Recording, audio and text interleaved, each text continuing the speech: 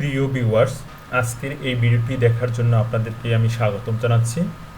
আজকে আমি শেয়ার করব বৈষম্য বিরোধী ছাত্র আন্দোলনের এক দফা দাবিতে সরকারের প্রধানমন্ত্রী শেখ হাসিনার পদত্যাগের যে পত্রিকার যে শিরোনামগুলো আজকে আমি শেয়ার করব এবং এই শিরোনামগুলো আজকে আমি শেয়ার করে আমার ইউটিউব চ্যানেলে সাক্ষী হিসাবে রেখে দেব। তো শুরুতেই আমরা দেখব যে রক্তের বন্যা বয়ে পালালেন হাসিনা। শেখ হাসিনা পদত্যাগের পর প্রধানমন্ত্রীর কার্যালয়ে প্রবেশ করে ছাত্র জনতার উল্লাস। তো এটি হচ্ছে দৈনিক নয় দিগন্ত পত্রিকার শিরোনাম। এর সাথে আছে জাতির উদ্দেশ্যে সেনাপ্রধান, অন্তর্বর্তীকালীন সরকার গড়ে দেশ পরিচালনা, শান্ত থাকার আহ্বান খালেদা জিয়া। সারা দেশে ছাত্র জনতার বিজয়, হামলা, ভাঙচুর, আগুন, নিহত ৩১, আহত প্রায় ৮১৭। এরপরে আমরা দেখব বাংলাদেশ প্রতিদিনের মঙ্গলবার ৬ আগস্ট ২০২৪ তারিখের পত্রিকা, যে রক্ত সমুদ্রে স্বৈরাচারের পতন, ছাত্র অভ্যুত্থান, উড়ে গেল দম্ভ, পালিয়ে গেলেন শেখ হাসিনা। সরকারের রূপরেখা দিলেন ছাত্ররা, হবে অন্তর্বর্তীকালীন সরকার, শান্তি বজায় রাখুন। গুলি, সহিংসতা, নিহত আরও ৯৬। মন্ত্রী, এমপি, বিচারপতির বাড়িতে হামলা ও আগুন। এরপর আমরা দেখব দৈনিক ইত্তেফাক পত্রিকার শিরোনাম, ছাত্র জনতার বিজয়, পদত্যাগ করে দেশ ছাড়লেন শেখ হাসিনা, মুক্তি পাচ্ছেন খালেদা জিয়া। আবু সাঈদের রক্তে ভিজে এলো যে বিজয়, গণভবন, সংসদ ভবন ও প্রধানমন্ত্রীর কার্যালয়ে প্রবেশ করে জনতার উল্লাস, পথে পথে জনস্রোত, উচ্ছ্বাস এবং উল্লাস। দৈনিক যুগান্তর পত্রিকা, ছাত্র জনতার ঘন অভ্যুত্থানে প্রধানমন্ত্রীর পদত্যাগ, পালালেন শেখ হাসিনা ও রেহেনা, রাজপথে ছাত্র জনতার বিজয় উল্লাস, খালেদা জিয়াকে মুক্তি দেওয়া হচ্ছে, বঙ্গভবনে বৈঠকের সিদ্ধান্ত। ২৪ ঘন্টার মধ্যে জাতীয় সরকারের রূপরেখা, বিজয়ের দিনেও পুলিশের গুলি, হামলা, নিহত ১০৩। তো যুগান্তর পত্রিকায় বলছে যে বিজয় দিনেও ১০৩ জন নিহত হয়েছে। দৈনিক কালের কণ্ঠ, গণ অভ্যুত্থান, হাসিনা সরকারের পতন। দৈনিক মানবজমিন, অন্তর্বর্তী সরকারের উচিত ছাত্রনেতাদের সঙ্গে নিয়ে কাজ করা। দৈনিক সমকাল, কর্তৃত্ববাদী শেখ হাসিনাকে পালাতেই হলো, ছাত্র জনতার রক্তে ভেজা বিজয়, কর্তৃত্ববাদী শেখ হাসিনাকে পালাতেই হলো।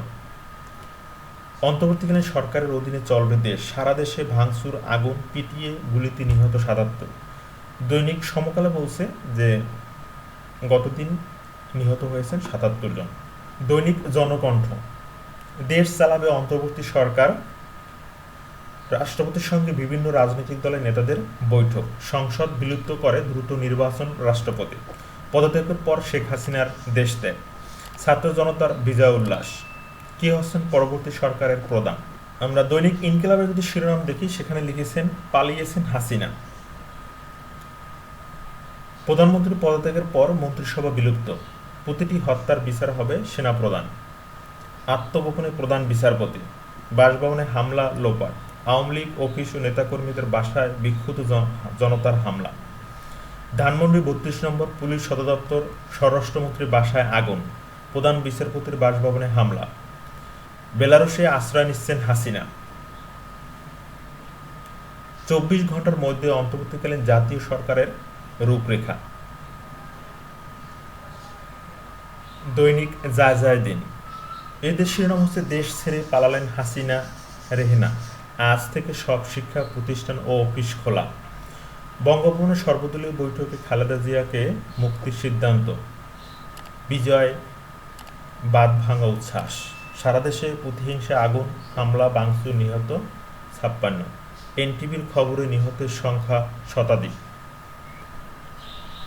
বিবিসি নিউজ বাংলার শিরোনাম হচ্ছে দেশ ছেড়েছেন শেখ হাসিনা, অন্তর্বর্তীকালীন সরকার গঠনের ঘোষণা সেনাপ্রধানের, শেখ হাসিনা রাজনীতিতে ফিরবেন না, তিনি হতাশ, সজীব ওয়াজেদ জয়। ডিডব্লিউ শিরোনাম হচ্ছে অন্তর্বর্তীকালীন সরকার নিয়ে আলোচনা চলছে, জানমাল রক্ষা সশস্ত্র বাহিনীকে কঠোর হতে রাষ্ট্রপতির নির্দেশ, খালেদা জিয়াকে মুক্তির সিদ্ধান্ত। প্রিয় ভিউয়ার্স, আওয়ামী লীগ সভাপতি শেখ হাসিনা টানা চতুর্থবারের মতো প্রধানমন্ত্রী হিসাবে শপথ নেন এবছরের ১১ জানুয়ারি। এর আগে ১৯৯৬ সালে সপ্তম জাতীয় সংসদ নির্বাচনের মাধ্যমে তিনি প্রধানমন্ত্রী হিসেবে দায়িত্ব নেন। পরবর্তী 2008 এর নির্বাচন থেকে তার ক্ষমতা আসার প্রতিটি অধ্যায় ছিল প্রশ্নবিদ্ধ। একটি নির্বাচন ছিল বিনা ভোটের, একটি ছিল রাতের ভোটের, এবং সর্বশেষ এবারে নির্বাচন ছিল নিজ দলেরই ডামি প্রার্থী দিয়ে। জনগণের রায় প্রতিবারই তিনি উপেক্ষা করে ক্ষমতায় এসেছেন। জনগণ তার এই ক্ষমতা গ্রহণের বিরুদ্ধে ক্ষুব্ধ ছিলেন, কিন্তু জোরালো প্রতিবাদ করার ক্ষমতা কারোই ছিল না। যারা রাস্তায় নেমেছেন তারা এই দমন পীড়নের শিকার হয়েছেন বছরের পর বছর, জেল জুলুম অত্যাচারের শিকার হয়েছেন, হত্যা গুমের শিকার হয়েছেন। শেখ হাসিনা তার পেটোয়া বাহিনী এবং আইন শৃঙ্খলা বাহিনীর অনুগত সদস্যদের দিয়ে প্রতিবাদীদের নিষ্ঠুরভাবে দমন করে গেছেন। মানুষের বাক স্বাধীনতা, মত প্রকাশের স্বাধীনতা, এমনকি গণমাধ্যমকে নিয়ন্ত্রণ করেছেন উলঙ্গভাবে। তো এভাবে আমরা আশা করব না যে পরবর্তী সরকার যেই আসুক না কেন তারা এভাবে আচরণ করবে এবং দেশের শান্তি শৃঙ্খলা দ্রব্যমূল্যের ঊর্ধ্বগতি সব কিছু ফিরিয়ে আনবে। এই প্রত্যাশায় আজকে শেষ করছি। আসসালামু আলাইকুম।